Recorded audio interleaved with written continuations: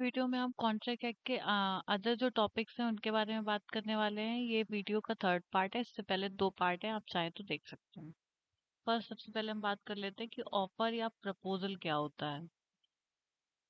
According to section 2A क्या बोलता है इंडियन कॉन्ट्रैक्ट एक्ट का कि when one person signifies to another, signify करता है another his willingness to do or to abstain from doing anything with a view to obtaining the assent of the other to such act or abstinences, he is said to be make a proposal। तो ऐसा बोला जाता है कि वो क्या है, proposal है। क्या डेफिनेशन एग्जैक्टली कहना चाह रही है कि जब कोई पर्सन ये सिग्निफाई करता है कि अपनी विलिंगनेस सिग्निफाई करता है, किसी दूसरे पर्सन को अपनी विलिंगनेस सिग्निफाई करता है कि वो कुछ करेगा, विलिंगनेस टू डू, अपनी विलिंगनेस बताता है कुछ करने के लिए, और to abstain from doing anything, या फिर मना करता है कि वो नहीं करेगा, abstain फ्रॉम डूइंग एनीथिंग करने से मना करता है, with a view to obtaining the assent of that other. और वो ऐसा क्यों करता है, ताकि दूसरे का असेंट मिल सके, दूसरे की एक्सेप्टेंस मिल सके टू सच एक्ट और abstain, मतलब इस तरह का कोई भी काम या इस तरह का कोई भी काम को करने से मना करना, ये क्या कहलाता है, ये एक तरह का प्रपोजल कहलाता है। मतलब कहने का मतलब है कि जब हम किसी को कुछ हम करने के लिए या हम मना करते हैं नहीं करने के लिए, तो उसके लिए जब हम किसी को प्रपोजल देते हैं तो वो क्या हो जाता है, वो हमारा ऑफर हो जाता है। ठीक है, उसे हम प्रपोजल कहते हैं। कहने का मतलब है क्या क्या होता है प्रपोजल या ऑफर में, essentials of a proposal offer क्या क्या है। The person making the proposal, जो पर्सन जो कि प्रपोजल दे रहा है, और offer is called the promisor और ऑफरर। जो पर्सन प्रपोजल दे रहा है वो प्रोमिसर होगा या ऑफरर होगा। The person to whom the offer is made, जिसको ऑफर दिया जाएगा वो क्या होगा, ऑफरी होगा। And the person accepting the offer is called the promisee, और जो अगर उसे एक्सेप्ट कर लेगा तो उसे हम एक्सेप्टर या प्रोमिसी बोलेंगे।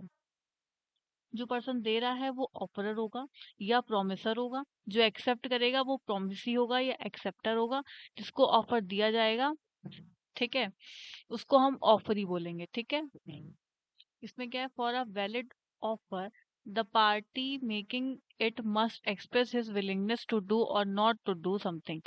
किसी भी वैलिड ऑफर के लिए जरूरी है कि कोई पार्टी जो एक्सप्रेस कर रही है अपनी विलिंगनेस कुछ करने के लिए या विलिंगनेस ना करने के लिए, ठीक है, विलिंगनेस टू डू और not to do something, there must be an expression of willingness to do और not to do some act by the offer, मतलब किसी ना किसी तरह की विलिंगनेस होनी चाहिए उस, ठीक है।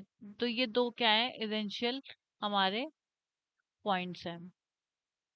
कहने का क्या मतलब है कि willingness to sell his, example दिया, willingness to sell his good at certain price to B, मतलब ए विलिंग है अपनी गुड्स सर्टेन प्राइस पे बी को सेल करने के लिए। एक एग्जांपल हो सकता है ऑफर का, A is willing to not to dance in competition if B pays him certain sum. अगर तो बोलना कि विलिंग है करने के लिए, विलिंग है ना करने के लिए, तो not to dance in competition कि मतलब वो डांस नहीं करेगा ए, वो अपनी एक्सेप्ट वो जो है ऑफर दे रहा है, if B pays in certain amount, तो ये भी क्या है, ये एक तरह का ऑफर है। और इसके बाद आगे क्या बोल रहा है, आगे बोल रहा है कि the willingness must be express with a view to obtain the assent of the other. और विलिंगनेस ऐसी एक्सप्रेस करनी है हमें कि हम उसका असेंट चाह रहे हैं, ठीक है, उसकी एक्सेप्टेंस ही हम, ठीक है, चाह रहे हैं, ठीक है। Party to whom the offer is made, जिसे भी हम ऑफर कर रहे हैं वो हम उसकी हम एक्सेप्टेंस चाह रहे हैं। When A tells B that he desires to marry by the end of 2020, it does not constitute an offer of marriage। ए अगर बी को बताता है कि वो शादी करना चाहता है एंड 2020 तक, तो ये ऑफर नहीं है by A to B. To consider valid offer क्या होना, एक्सप्रेस होना चाहिए, विलिंगनेस होनी चाहिए, must be made to obtain the assent acceptance of the other. The above example, A further adds will you marry me, अगर वो ऐसा बोल देता है तब तो वो ऑफर है, it will constitute an offer, ठीक है, विलिंगनेस होनी चाहिए। एक जो ऑफर है वो पॉजिटिव भी हो सकता है, वो नेगेटिव भी हो सकता है। कहने का मतलब दस डूइंग इन पॉजिटिव सेंस हो सकता है, वो पॉजिटिव सेंस में डूइंग करने के लिए हो रहा है, नॉट डूइंग या अब्सटेन फ्रॉम डूइंग, मतलब वो मना कर रहा है करने के लिए, तो नेगेटिव सेंस में भी हो सकता है ये ऑफर, ठीक है। अभी अपने ऊपर एग्जांपल भी देखा था। कि वो ऑफर देता है कंपटीशन में डांस ना करने के लिए अगर वो उसको पैसे देते हैं। A offers to sell his car to B 3 lakhs is an act of doing, ठीक है। So in this case A is making an offer to B when A ask B after his car meets with an accident, B scooter not to go to court and he will pay the repair charges to be for damage, ठीक है। तो it is an act of not doing, मतलब ना करने के लिए करने के लिए दोनों केसेस में ऑफर हो सकता है, ठीक है। तो ये क्या है, पॉजिटिव और नेगेटिव दोनों तरह का ऑफर हो सकता है। कुछ डिफरेंट टाइप के ऑफर्स होते हैं। हाउ मेड किस तरह से बनाया गया, तो एक्सप्रेस ऑफर हो सकता है, इम्प्लाइड मतलब अगर अगर रिटर्न में है या वर्ड्स में तो एक्सप्रेस, अगर हमने कंडक्ट के थ्रू ऑफर दिया तो इम्प्लाइड। टू होम मेड किसको, अगर जनरल ऑफर अगर पब्लिक एट लार्ज को दिया गया तो वो जनरल ऑफर होता है। किसी स्पेसिफिक पर्सन्स को ही दिया गया है तो वो क्या हो जाएगा, वो स्पेसिफिक ऑफर होता है। आगे हम एक बार पढ़ लेते हैं अच्छे से। ये यहाँ पे डिफरेंट टाइप के ऑफर है। एक जनरल ऑफर, अगर पब्लिक एट लार्ज को दिया गया है। स्पेसिफिक ऑफर किसी स्पेशल कुछ पर्सन्स को दिया गया है। काउंटर ऑफर क्या होता है, क्रॉस ऑफर क्या होता है, स्टैंडिंग ऑफर क्या होता है, ये सारा हम देखते हैं आगे क्या है। सबसे पहले मैंने जनरल ऑफर की बात की थी, अभी मैंने बताया था कि जब पब्लिक एट लार्ज को दिया जाता है, it is an offer made to public at large and hence anyone can accept and do the desired act, कोई भी इसे एक्सेप्ट कर सकता है, ठीक है। In terms of section 8 of the act, anyone performing the conditions of the offer can be considered to have accepted the offer until the general offer is restricted or withdrawn. It can be accepted by anyone and any time or as it is continuing, क्योंकि ये continuing offer है, ठीक है। Public at large को दिया जा सकता है, कोई भी इसे एक्सेप्ट कर सकता है। केस लॉ इसका है Carlill versus Carbolic smoke ball Company का।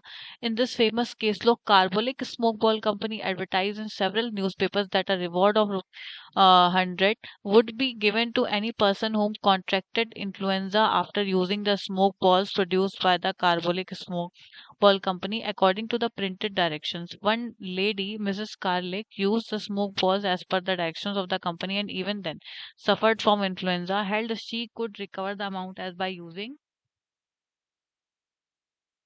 the smoke balls she has accepted the offer। कहने का क्या मतलब है कि इन दिस फेमस केस लॉ में कार्बोलिक स्मॉक कंपनी जो थी वो एडवर्टाइजमेंट देती है सेवरल न्यूज़पेपर्स में कि that reward of 100 would be given, 100 pound का जो भी है, तो मतलब पाउंड रिवॉर्ड दिया जाएगा to given any person who contracted influenza, जिसे भी इन्फ्लुएंजा हो जाएगा after using the smoke balls produced by the carbolic smoke ball company, मतलब जो भी यूज करेगा स्मोक बॉल्स को और अगर उसे इन्फ्लुएंजा हो जाएगा तो वो इतना डॉलर पे करेंगे।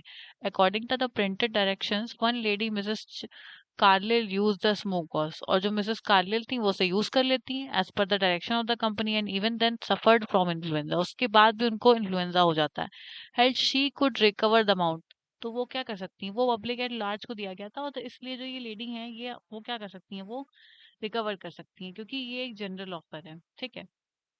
बस इतना ही है। ये स्पेसिफिक ऑफर क्या होता है, when the offer is made to specific और असर्टेन्ड पर्सन, कुछ स्पेसिफिक लोगों को या असर्टेन्ड लोगों को ही अगर ऑफर दिया जा रहा है, known as specific. Specific offer can be accept only by that specified person, सिर्फ वही स्पेसिफाइड पर्सन ही उस ऑफर को क्या कर सकता है, एक्सेप्ट कर सकता है जिसको वो ऑफर दिया गया है, ठीक है। हैज बीन मेड, ये इसका केस लॉ है कि ए ऑफर करता है टू ए, एग्जांपल दिया है, A offers to sell his car to B at a certain cost, this is specific, मतलब ए ने ऑफर किया, किसको ऑफर किया, स्पेसिफिक पर्सन यानी कि बी को, तो ये क्या हो गया, स्पेसिफिक ऑफर हो गया।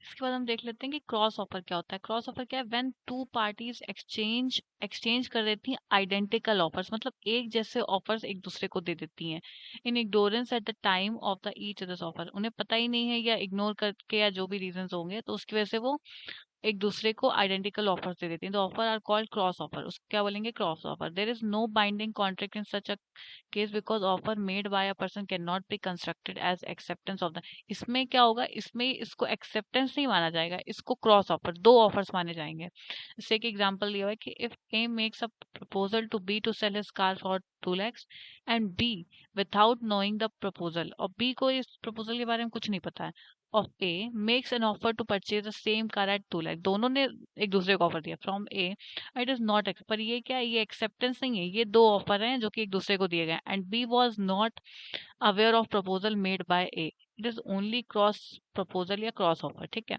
And when two persons making offer to each other it can not be treated as mutual acceptance. इसको एक्सेप्टेंस ही, इसको ऑफर माना, there is no binding contract in such.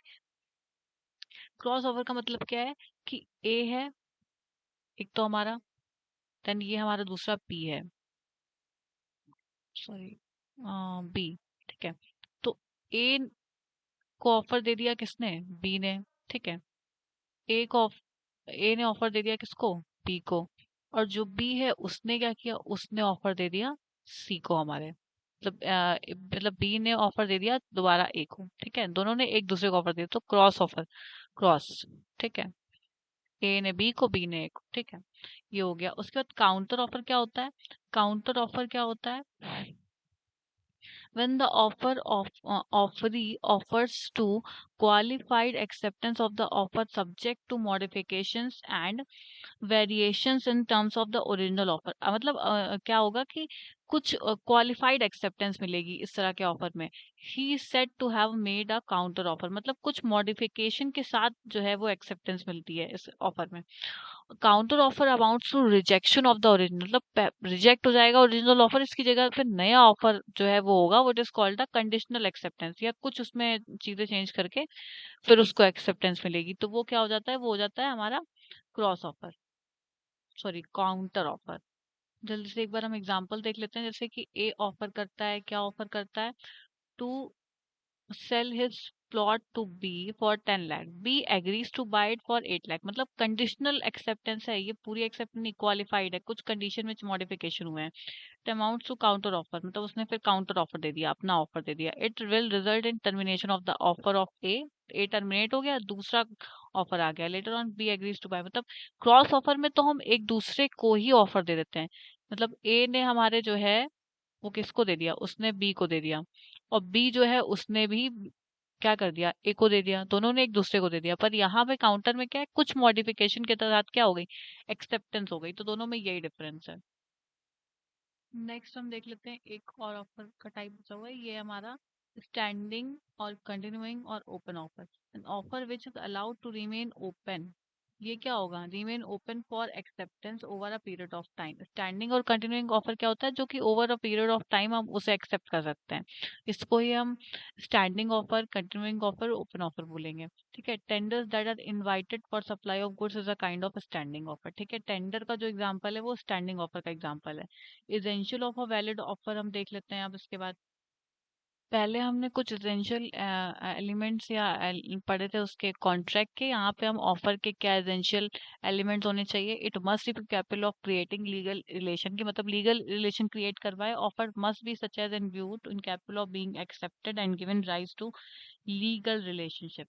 If the offer does not intend to give rise to legal consequences and creating legal relation, it is not considered as valid offer, तो उसको valid offer ही नहीं बोला जाएगा अगर legal relation ही create नहीं हो रहा। Social invitation even if it is accepted does not create legal relationship because it's not a social invitation, या सोशल जो हमारा सोशल कॉन्ट्रैक्ट होता है वो भी हमारा क्या कहता है, वैलिड कॉन्ट्रैक्ट नहीं होता। तो सेम यहाँ पे बात बोली जा रही है। A invites B on his birthday party, B accepted the proposal but when B reached the venue and he found that A has not there, he filed the suit against. तो मतलब जैसे ए ने बी को birthday party में invite किया, तो B वहां पे नहीं, ए ने मतलब ए को इनवाइट किया बी ने, अब बी जब वो ए वहां पहुंचा तो बी वहां पे है ही नहीं, तो इसके लिए वो कोई किसी तरह का मतलब केस नहीं फाइल कर सकता ना उसके अगेंस्ट। तो ये क्या है, ये लीगल रिलेशनशिप नहीं बन रहा है, ये एक तरह का सोशल इनविटेशन है। तो ये क्या है, ये वैलिड ऑफर नहीं होगा, ठीक है। ये एसेंशियल एलिमेंट्स में होना चाहिए कि वो लीगल रिलेशनशिप क्रिएट कर सके। नेक्स्ट है it must be certain definite and not wagyu. कहने का क्या मतलब है कि एकदम सर्टेन होना चाहिए, डेफिनेट होना चाहिए, ऐसा ना हो कि जो ऑफर है वो क्लियर ही ना हो। If the terms of an offer are vague or indefinite, जो कि क्लियर ही नहीं है, its acceptance can not be create any contractual relationship. तो किसी तरह का कॉन्ट्रेक्चुअल रिलेशनशिप नहीं क्रिएट हो। जैसे A offer to sell B 100 quintals of oil, तो इसमें पता नहीं चल रहा है कि कौन से ऑयल की बात की जा रही है, तो ये क्या है, ये क्लियर ही नहीं है, मतलब जो ऑफर है हमारा वो क्लियर होना चाहिए, लीगल रिलेशनशिप होनी क्रिएट होनी चाहिए, it must be communicated to the offeree. ये जो है ऑफर जो दे रहा है वो ऑफरी को कम्युनिकेट करना चाहिए उसके बारे में।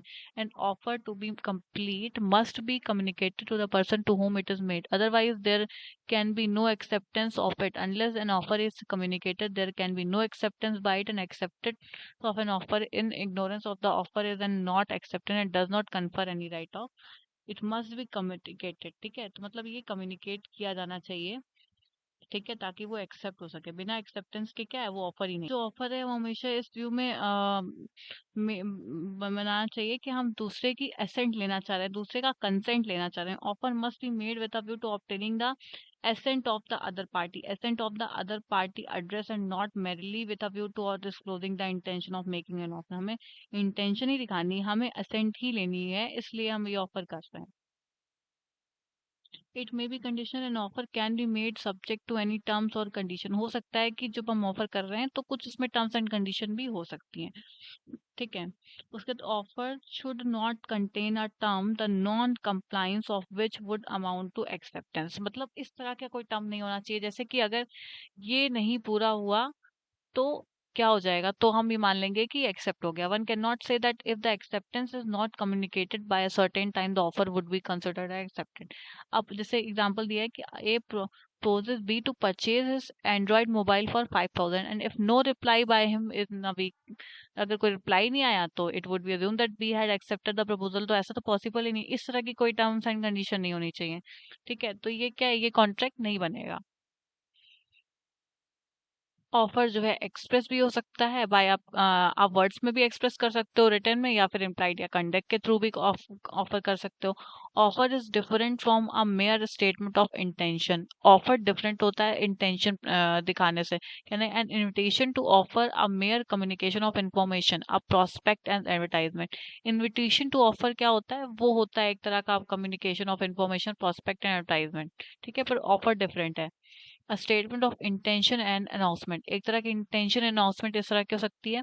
Offer must be distinguish from an answer to a question, ठीक है।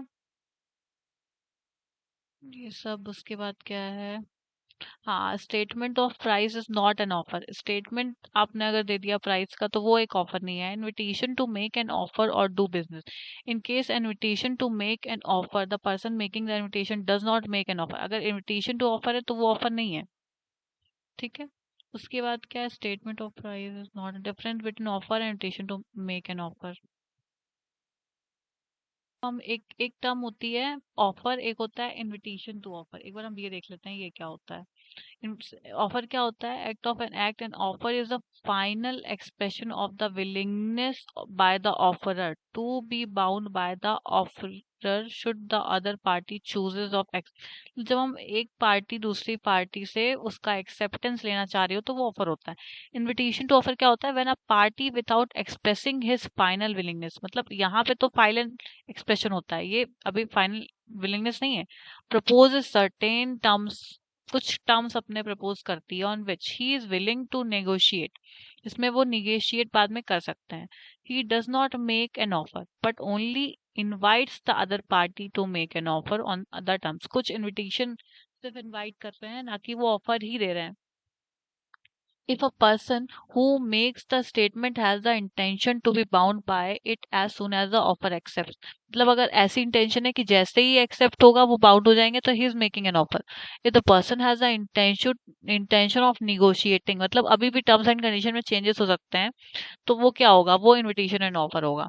N offer can not be an act president to invitation to offer. ये लाइन क्या कह रही है कि सीक्वेंस क्या है कि offered can not be an act president to, मतलब कहने का मतलब है कि पहले क्या होगा, इनविटेशन टू एन ऑफर होगा, फिर उसके बाद ही ऑफर होगा। एज इनविटेशन टू ऑफर में क्या बोल रहा है, invitation to offer is always an act president to offer, offer के पहले इनविटेशन टू ऑफर होगा, ठीक है। उसके बाद क्या, offer can be made by act substance, words के थ्रू आप बोल सकते हो, कंडक्ट के थ्रू, रिटर्न ओरल हो सकता है वर्ड में, ठीक है। एक्ट आप करना चाह रहे हो या नहीं करना चाह रहे हो, तो ये क्या हो गया, ऑफर हो गया। ये सब ऑल टोटल हमने ऑफर के बारे में पढ़ लिया है।